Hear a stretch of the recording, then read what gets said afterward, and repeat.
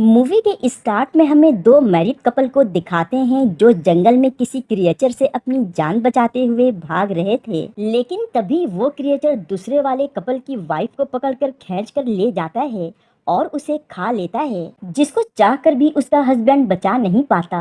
Scene shift होता है और फिर हमें कॉलेज के 5 स्टूडेंट को दिखाया जाता है जो एक जंगल में हाइकिंग के लिए आए हुए थे, जिनमें से एक लड़की का नाम मैंडी और दूसरी का एलिसा था।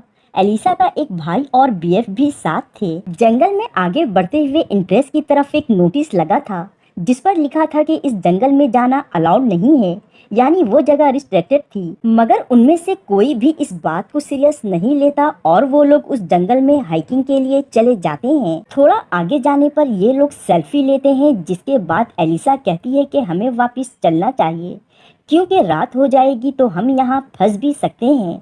दरअसल एलिसा पहले भी अपने पेरेंट्स के साथ कई बार यहाँ आ चुकी थी, मगर जब ये लोग दूसरी जगह शिफ्ट हो गए तो उसके बाद से एलिसा यहाँ नहीं आई। खैर, अब एलिसा का भाई उसको समझाता है कि हम पहले भी मॉम डैड के साथ यहाँ आते थे, कोई मसला नहीं होगा, हमें थोड़ा और आगे जाना चाहिए। उसके इतना कहने पर सब लोग मान जाते हैं और ये लोग जंगल के मजीद अंदर जाने लगते हैं। दूसरी तरफ एलिसा के बीएफ को दिखाते हैं जिसे आगे जाने पर किसी का बैग पड़ा दिखता है। इसके बाद रात हो जाती है और ये लोग जंगल में ही इधर उधर भटक रहे थे। सभी एलिसा के भाई पर काफी गुस्सा करते हैं क्योंकि उसकी ही वजह से वो लोग जंगल के इतने अंदर आ गए थे। थोड़ा आगे जाने पर उन्हें जंगल में उसी लड़की के बॉडी पार्ट्स मिलते हैं जिसे मूवी के स्टार्ट में वो क्रिएचर खींच कर ले गया था। इसी दौरान उन्हें जंगल में किसी जानवर की बहुत ही डरावनी आवाज सुनाई देती है, जिसे सुनकर सभी लोग काफी डर जाते हैं और जल्दी से बाहर निकलने का रास्ता ढूंढने लगते हैं। मगर इससे पहले कि वो लोग वहां से बाहर निकलते, उनके सामने वही क्रिएचर आ जाता है जो कि देखने में काफी खौफनाक था और अब वो क्रिएचर उनके पीछे ही पड़ जाता है। किसी तरह वो लोग अपनी जान बचाते हुए एक जगह पर आकर छुप जाते हैं, मगर यहाँ ये लोग ज़्यादा देर के लिए सेफ नहीं थे।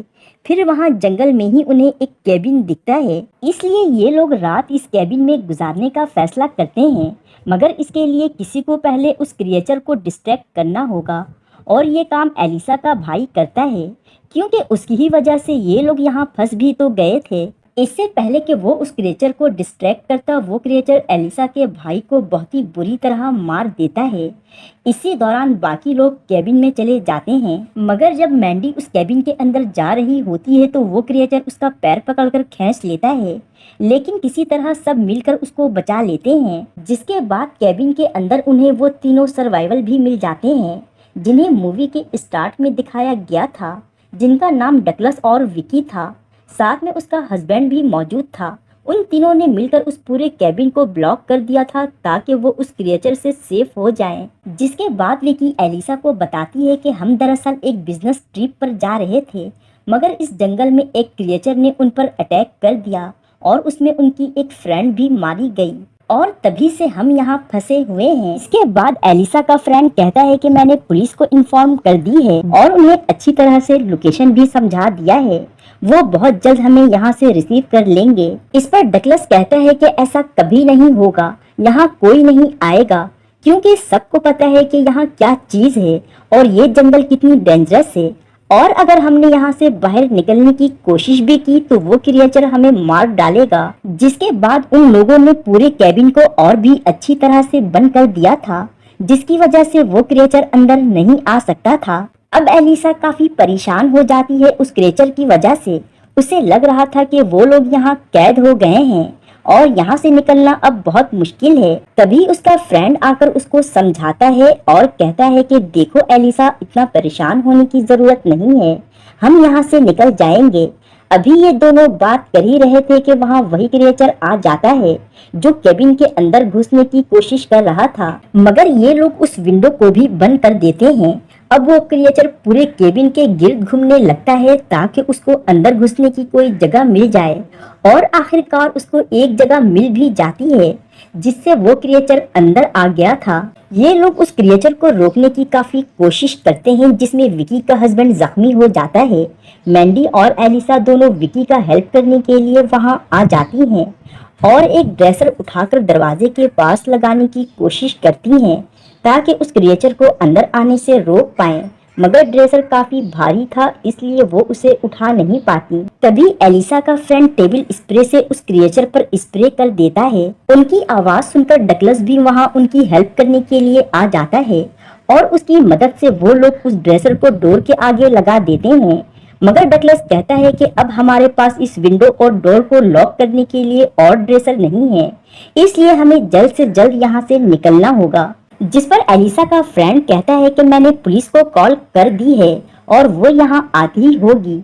इस पर डगलस कहता है कि ये तुम्हारी खुशफहमी है, यहाँ कोई नहीं आने वाला है, हमें खुद ही अपने लिए हेल्प लानी होगी। लेकिन विकी का हस्बैंड मना कर देता है कि केबिन से बाहर बहुत खतरा है और कोई भी यहाँ से बाहर नहीं जाएगा। मगर एलिसा का बीएफ कहता है कि मैं बाहर जाऊंगा और मदद भी लेकर आऊंगा। जिस पर एलिसा उसको समझाने के लिए दूसरे रूम में लेकर जाती है और कहती है कि तुम्हारा दिमाग खराब हो गया है क्या, तुम ऐसा हरगिज नहीं करोगे। जिस पर एलिसा का बीएफ उसको समझाता है कि देखो एलिसा, हमारे पास इसके अलावा कोई रास्ता, कोई ऑप्शन नहीं है, चांस तो लेना ही होगा, क्योंकि अगर मैं बाहर हेल्प लेने नहीं गया तो कुछ देर बाद ही वो क्रिएचर खुद ही अंदर आ जाएगा और हम सब मारे जाएंगे।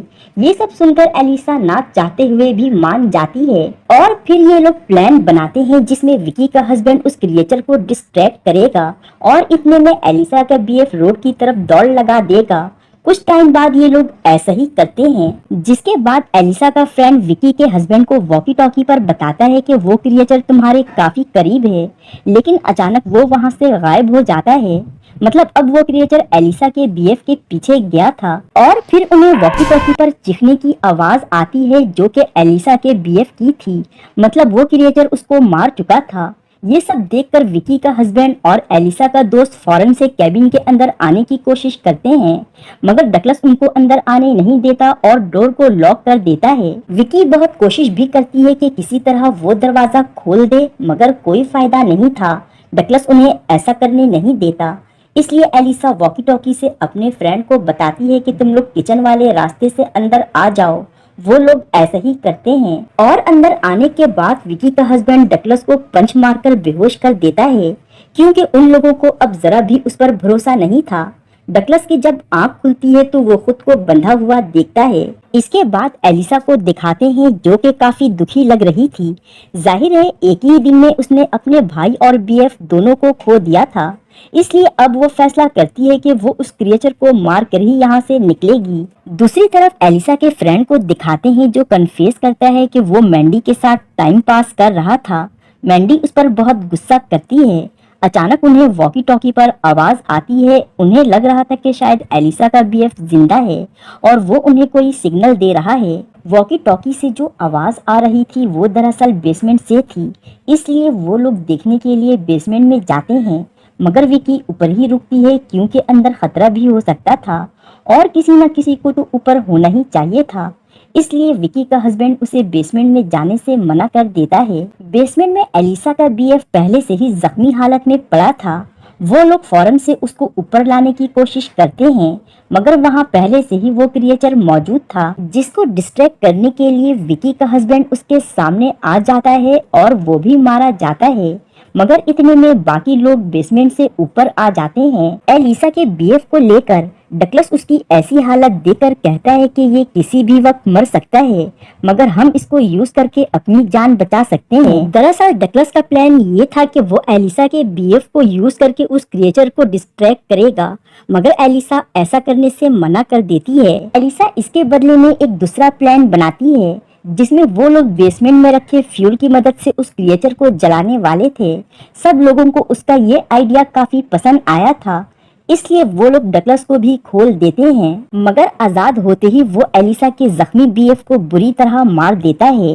वो लोग उसकी इस हरकत पर बहुत हैरान रह जाते हैं और बहुत ज्यादा उस पर गुस्सा करते हैं। इससे पहले कि वो लोग उसके साथ कुछ करते, अचानक पीछे से वही क्रिएचर कैबिन तोड़कर उस पर अटैक कर देता है और डगलस को खा जाता है। इस मौके का फायदा उठाते हुए एलिसा और बाकी लोग बेसमेंट से फ्यूल लाकर उस क्रिएचर को आग लगा देते हैं और वो इस आग में जलकर मर जाता है। जिसके बाद सारे लोग बेसमेंट के रास्ते से बाहर जाने लगते हैं, मगर रास्ते में उन्हें विकी के हस्बैंड की डेड बॉडी मिलती है, जिसे देखने के लिए वो लोग वहाँ रुकते हैं। मगर तभी अचानक से वो क्रिएचर वहाँ आ जाता है और एलिसा के फ्रेंड को भी खींच कर ले जाता है। और यहाँ हमें ये पता चलता है कि यहाँ एक नहीं बल्कि और भी क्रिएचर मौजूद हैं। इसके बाद वेंडी और विकी वहाँ से भागने लगती हैं, मगर तभी वो क्रिएचर विकी को भी मार देता है। और अब यहाँ सिर्फ एलिसा और मैंडी ही बची थी।